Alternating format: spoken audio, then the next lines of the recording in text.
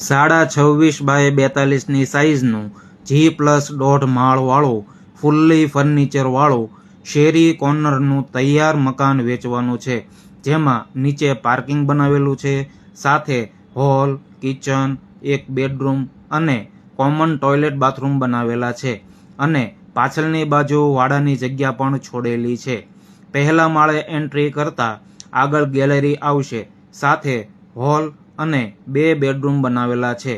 પાછળની બાજુ fully ફર્નિચરવાળું kitchen બનાવેલું છે, સાથે બાથરૂમ અને પાછળ વોશ એરિયા અને ટોયલેટ બનાવેલું છે.